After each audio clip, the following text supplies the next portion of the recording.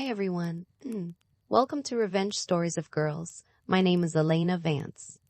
I am 29 years old, and precisely 6 months ago, my mother stood up in the center of a reserved dining hall in Martha's Vineyard, tapped a silver spoon against a crystal flute, and turned my existence into a punchline for the amusement of 20 wealthy relatives. I have 2 daughters, she announced, her voice slurring slightly with expensive Chardonnay. Vanessa is a partner at a top-tier PR firm, putting out fires for celebrities. And Elena is basically our little stray cat. The table erupted. It wasn't polite laughter. It was a roar.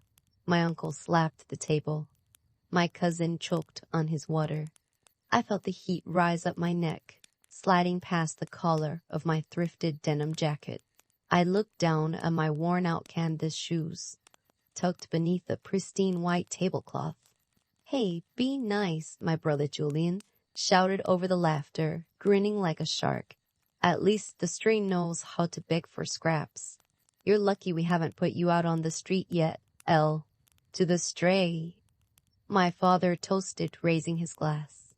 "May she one day figure out what a 401k is."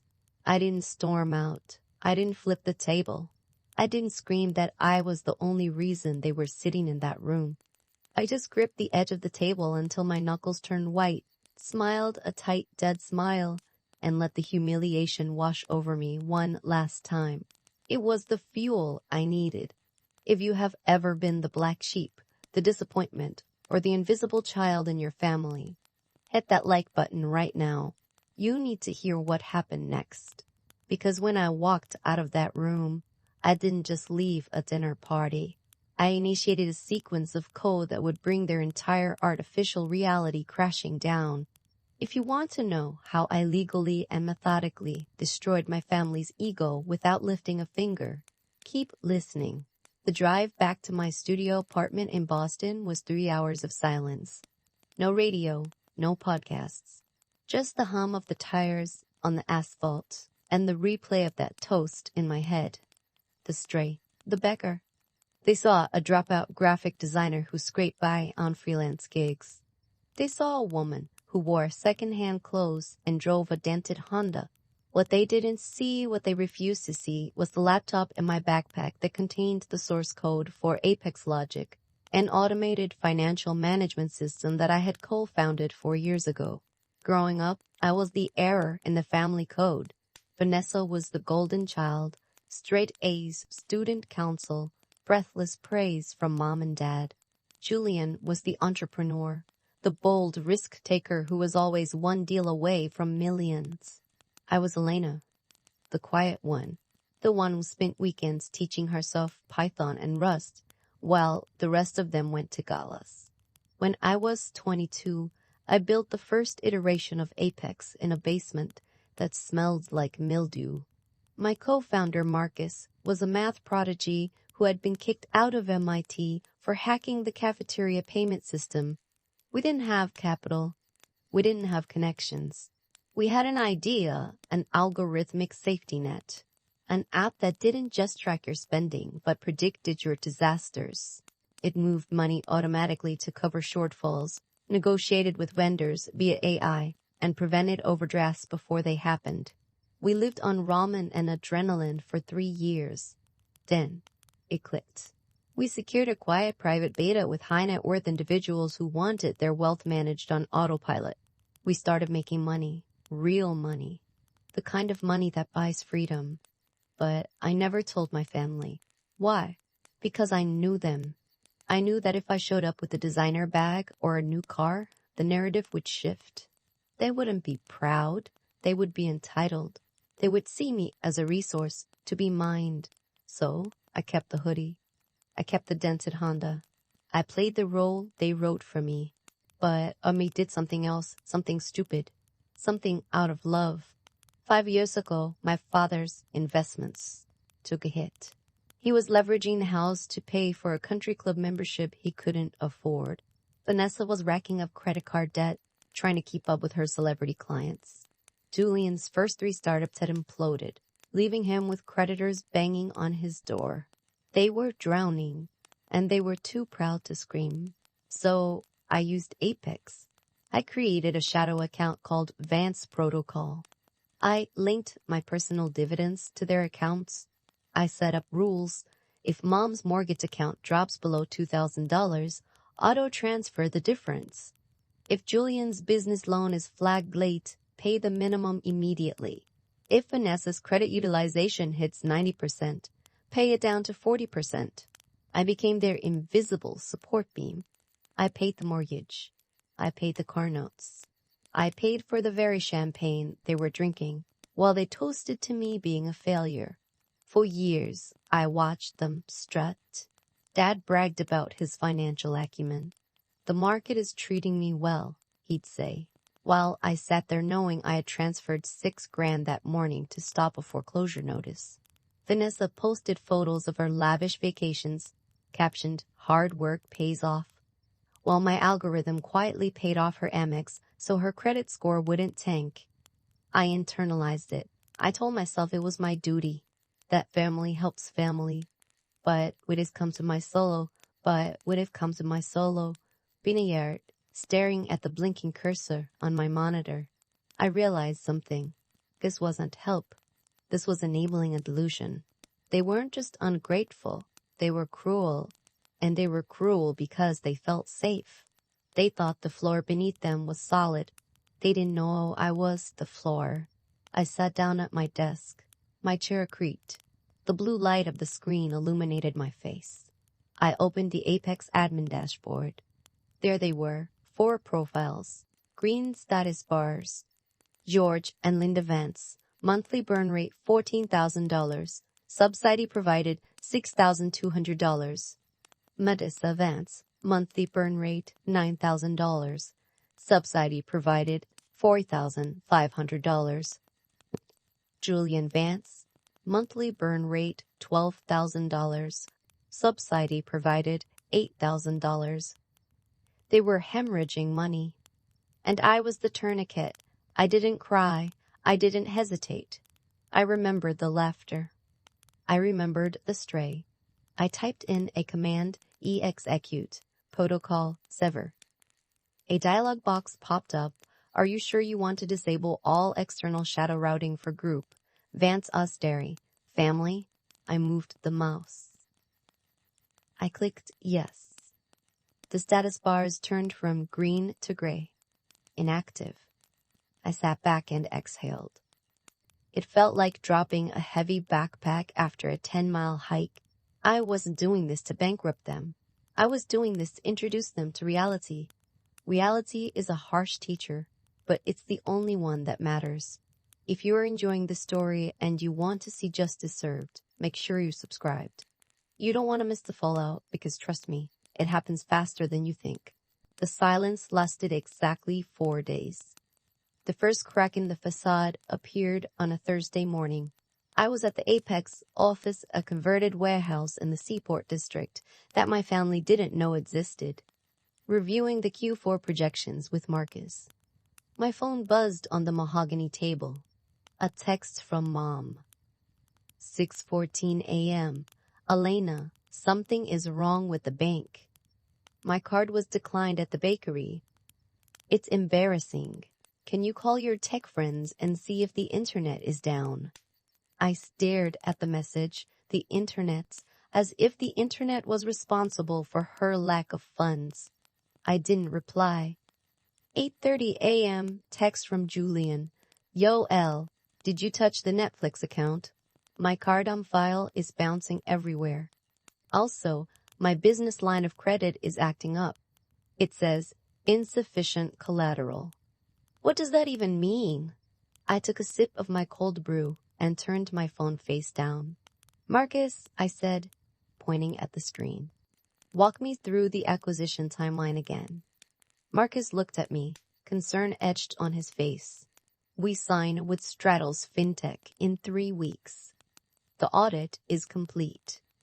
You are going to be a very wealthy woman, Elena. Are you sure you're ready for the public scrutiny? Your family is going to find out eventually.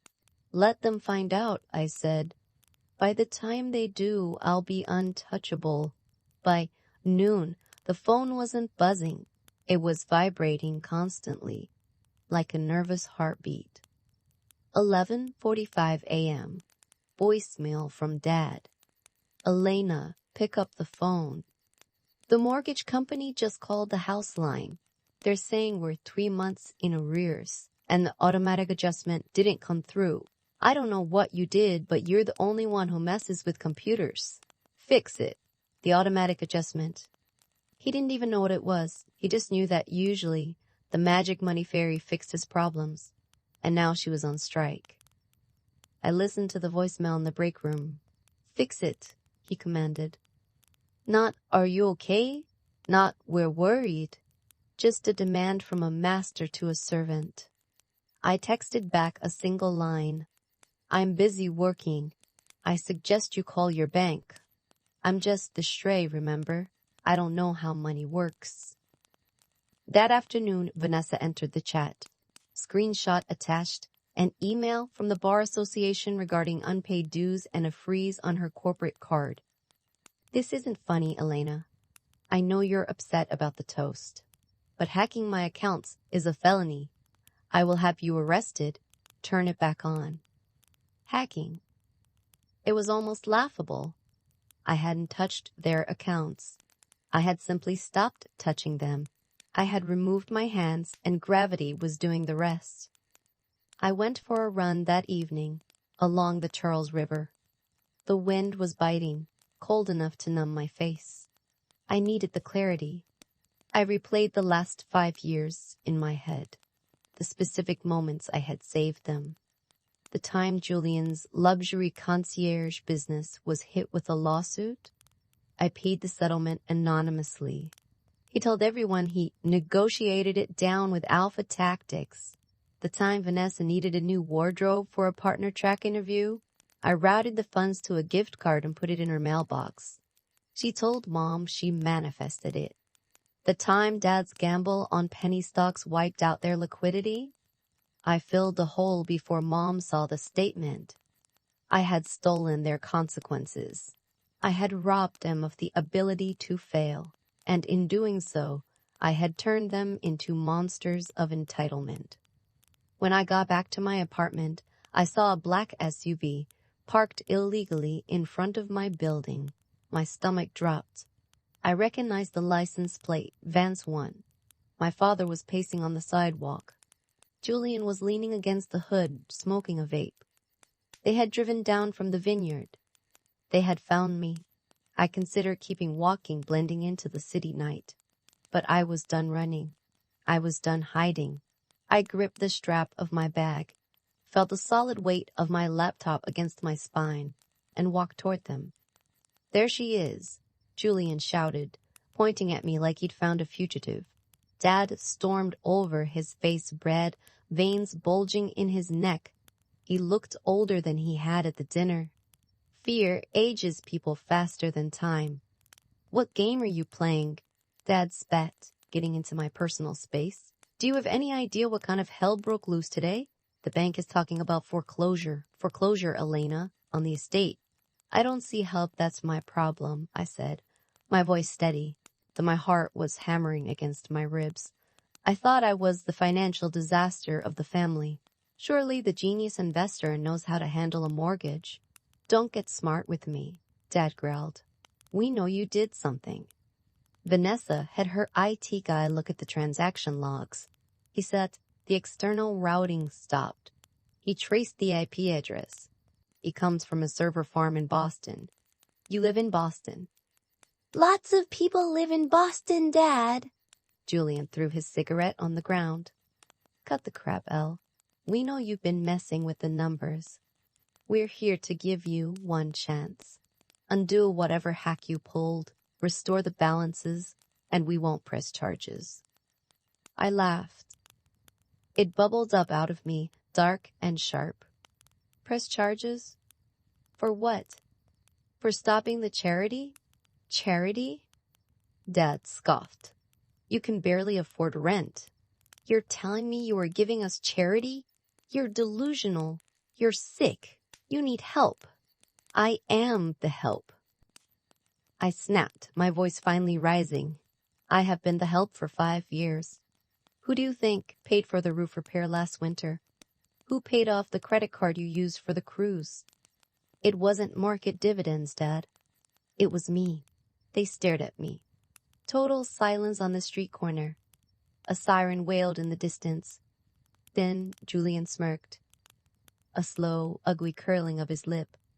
Okay, let's say you're telling the truth. Let's say you somehow stumbled into some crypto luck or whatever scam you're running. That means you've been holding out on us. That means you sat there watching us stress about money while you were sitting on a pile of cash. I was paying your bills, I shouted. And now you've stopped, Julian said, his eyes narrowing, which proves malice. You did this to hurt us. That's emotional damages. That's financial manipulation. You're insane, I whispered. No, Dad said, buttoning his cashmere coat, regaining his composure. We're family, and family shares. If you have this money, and you've been hiding it, and now you're using it as a weapon, that's not going to fly. We're going to get a lawyer. Vanessa's drafting the paperwork tonight. If you don't unlock those funds by tomorrow morning, we're suing you for everything you have. You're going to sue me for stopping my gifts to you? We're going to sue you for fraud, Dad said calmly. We'll claim you managed our accounts without a license. We'll claim you embezzled and then repaid it to cover your tracks.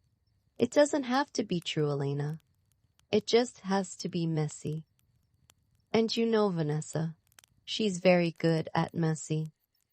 I looked at them, really looked at them. The entitlement was so deep it was bone marrow. They truly believed they owned me. They believed that any success I had was rightfully theirs, and any failure I had was a character flaw. Go ahead, I said, stepping back toward the security door of my building. Call the lawyers. Get Vanessa to draft whatever she wants. But bring everyone to the Starbucks on Main Street on Saturday at 9 a.m. If you want the truth, I'll give it to you. But bring your lawyers. You're going to need them. Saturday, that said, pointing a finger at me. Fix it or we destroy you. They got back in the SUV and peeled away. I went upstairs, locked the door, and slid down to the floor. My hands were shaking, not from fear, from rage. They were going to sue me. They were going to fabricate a crime to force me to keep funding their lifestyle. I pulled out my phone and called Marcus. It's happening, I said. They're threatening legal action. They're accusing me of embezzlement. Marcus let out a low whistle. Okay, that's bold. Stupid, but bold. What do you want to do? We can bury them in paperwork. We have the logs. We can prove every cent was a gift. I don't want to bury them in paperwork, I said, standing up and walking to the window, looking out at the city lights. I want to bury them in the truth. Prepare the dossier. Print the full history, every transaction, every date, every timestamp. And, Marcus, bring the acquisition contract. You're going to tell them about the sale. I'm going to show them exactly what they just lost. I hung up. Saturday was 2 days away. They thought they were coming to a surrender negotiation. They thought they were going to bully the stray cat into opening a can of tuna. They had no idea they were walking into an autopsy of their own lives. I spent the next 48 hours in a fugue state of preparation. I didn't sleep. I coded. I organized. I built a presentation. If they wanted an explanation, I would give them one they would never forget. The narrative of Elena the screw-up ended tonight. Elena the CEO was about to take the stage. And she wasn't bringing champagne. She was bringing receipts. If you've ever wanted to see a toxic family get dismantled by cold, hard data, you need to stick around, because what happens in that coffee shop isn't just a confrontation. It's a reckoning. Saturday morning in Boston was gray and drizzly, the kind of weather that seeps into your bones. I arrived at the coffee shop at 8:30 a.m. It wasn't a random Starbucks. It was a quiet, independent place with a private meeting room in the back that I had rented out for the morning. I wasn't wearing my hoodie. I was wearing a tailored charcoal suit, silk blouse, and the limited edition watch I had bought myself when Apex hit its first million, a watch I usually kept in a safe. I set up my laptop. I connected it to the large monitor on the wall. I placed 4 thick, spiral-bound binders on the table. At 9 a.m. sharp, the Van Circus arrived. Dad led the way, looking grim. Mom was behind him, wearing oversized sunglasses indoors, looking like a tragic widow. Julian sauntered in, looking tired but arrogant. Vanessa brought up the rear, carrying a leather briefcase and flanked by a man I didn't recognize, presumably a colleague from her firm or a hired gun. And there was one more person. My nephew, Leo, Vanessa's 16-year-old son. He looked awkward, shuffling in with his hands in his pockets. He caught my eye and gave a tiny, almost imperceptible nod. I had always liked Leo. He was the only one who didn't treat me like furniture. I felt a pang of guilt that he had to see this, but maybe it was better he learned the truth now. This is a nice room, Julian said, looking around. Did you rent this with the money you stole from us? Sit down, I said. My voice wasn't loud, but it had a frequency that cut through the noise. It was my boardroom voice, the one I use when negotiating with venture capitalists. They paused. They weren't used to this tone coming from me. They sat. Vanessa slammed her briefcase on the table. This is Arthur, my legal counsel. We're not here to play games, Elena. We have a preliminary injunction ready to file. We're freezing your assets until we determine how much you've siphoned from the family estate. Arthur, the lawyer, cleared his throat. Ms. Vance, my clients allege unauthorized access to banking credentials and mismanagement of funds. We are prepared to offer a settlement if you return control and restitution immediately. I looked at Arthur. Then I looked at my father. Did you tell him? I asked Dad. Tell him what?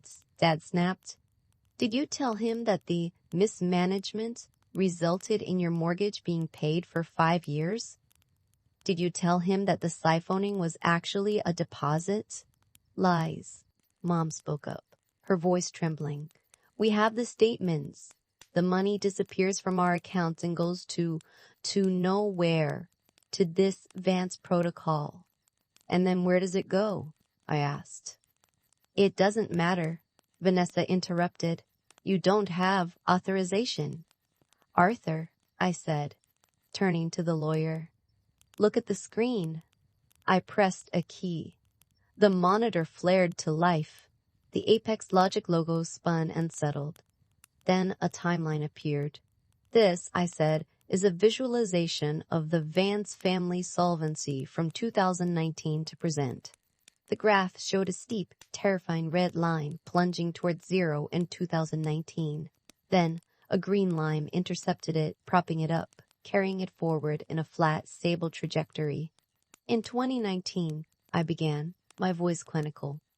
Dad, your bad bet on that lithium mine stock triggered a margin call. You were going to lose the house. You didn't tell Mom. You were panic selling assets. Dad's face went pale. That's private information. It's data, I corrected.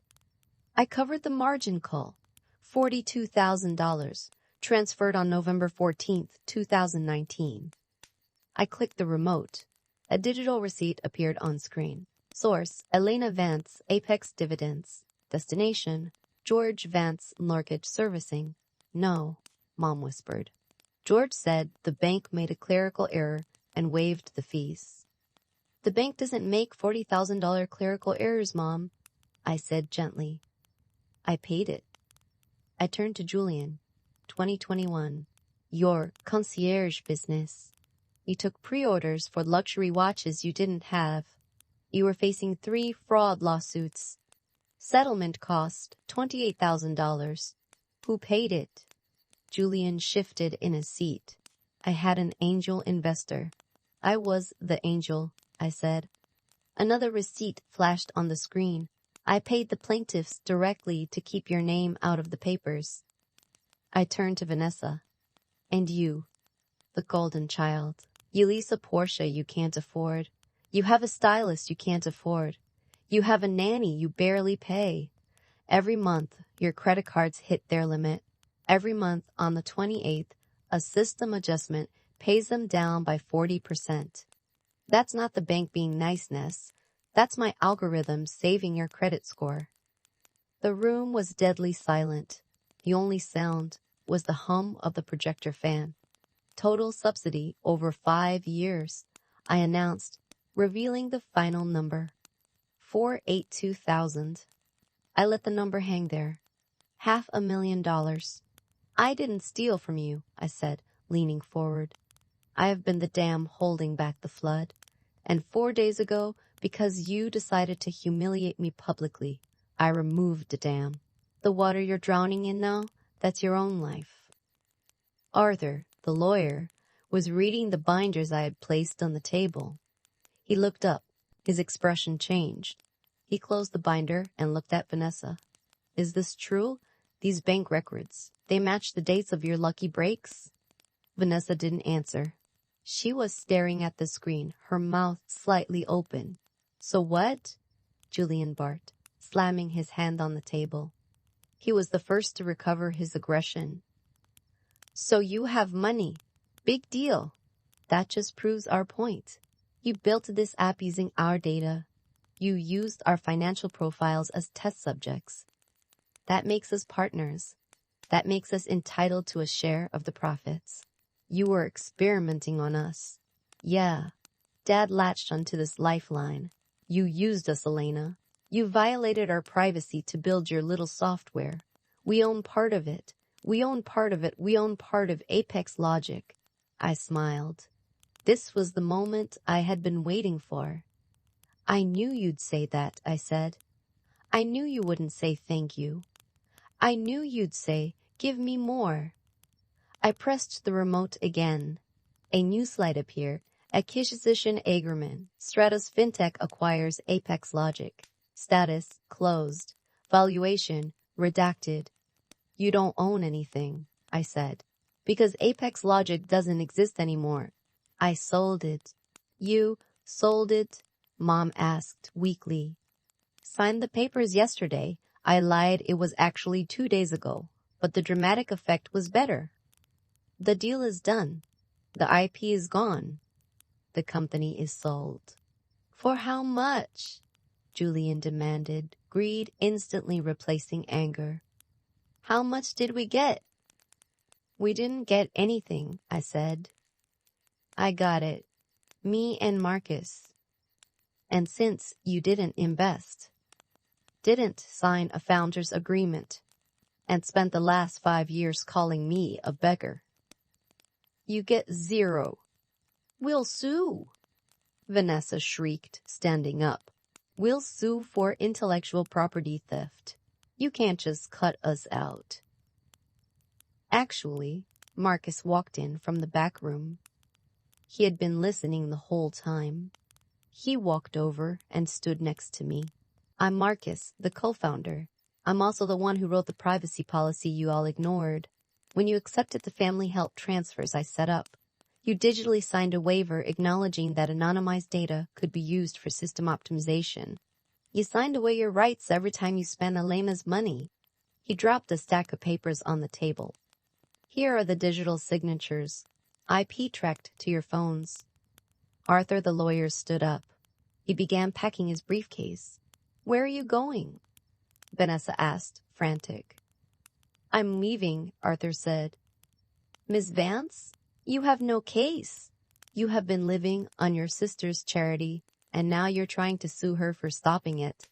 If you pursue this, you will be countersued for filing a frivolous claim, and given the documentation she has, you will lose, and you will owe legal fees you clearly cannot afford. He looked at me, gave a respectful nod, and walked out of the coffee shop. The door chimed as it closed. The silence in the room now wasn't just quiet. It was heavy.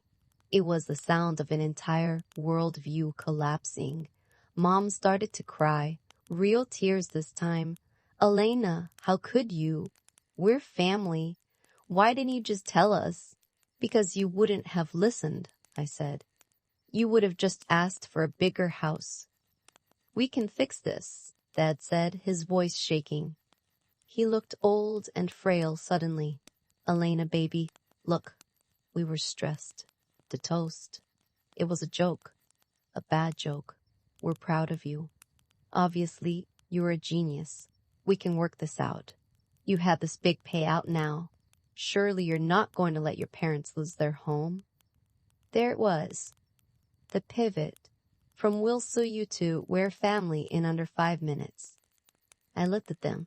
I felt a tug in my chest, that old instinct to fix it. To write one more check. To smooth it over. It would be so easy. I had millions coming. I could pay off their debts and they would love me again. But it wouldn't be love. It would be a transaction. No, I said. The word hung in the air like a gunshot. No, Dad asked. I am not paying the mortgage, I said. I am not paying the credit cards. I am not bailing out the business. You're going to let us go bankrupt. Julian sneered. Cold-hearted bitch. I'm giving you the gift of independence, I said. You have assets. Sell the vineyard. Sell the Porsche. Downsize. Get jobs. Live within your means. It's what you told me to do for 10 years, isn't it? Pull yourself up by your bootstraps. I started packing up my laptop. Elena, please? Mom begged. What are we supposed to tell people? Tell them the truth, I said. Or lie. I don't care anymore. I walked toward the door. Marcus followed. Wait, a voice said. It was Leo, my nephew. He hadn't spoken the entire time. He was still sitting at the table, looking at the binder in front of him. Leo, let's go, Vanessa snapped. Is it true? Leo asked, looking at me.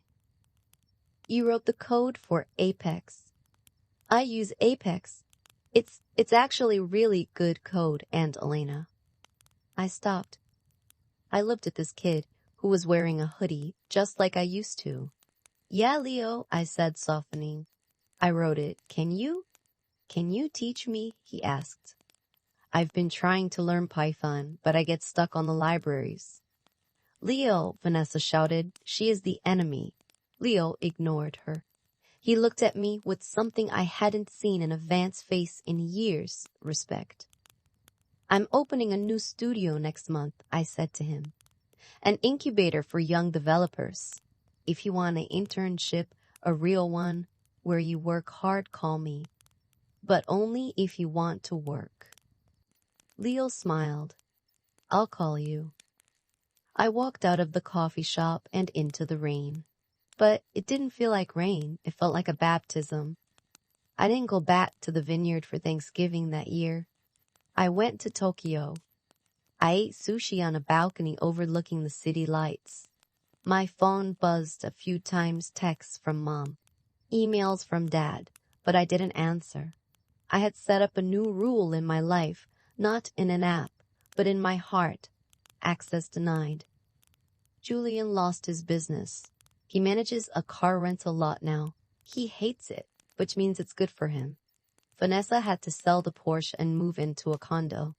She's still a lawyer, but she actually has to budget now. Mom and Dad sold the estate just before the bank took it. They live in a nice, modest 2-bedroom in Florida. They tell their friends they downsized for retirement. They still send me Christmas cards. Fishing for an invite back into my life. I send cards back, but I don't send checks. And Leo? Leo is my lead junior dev. He's brilliant. He's the first Vance in 2 generations who knows the value of earning something. Cutting them off was the hardest thing I ever did. It felt cruel. It felt wrong, but looking back, it was the only way to save them from themselves. And more importantly, it was the only way to save me. If you are holding up the sky for people who wouldn't catch you if you fell, listen to me. Let it drop. The crash is loud and the dust is choking. But once it settles, you will finally be able to see the stars. Actions have consequences. And sometimes, the best revenge isn't destruction. It's simply removing your hands and letting gravity do the rest. If you like this story, and if you believe in the power of the stray, hit that subscribe button. Leave a comment below. Have you ever had to cut off a toxic family member? I read every single one. Until next time, keep your code clean and your boundaries stronger.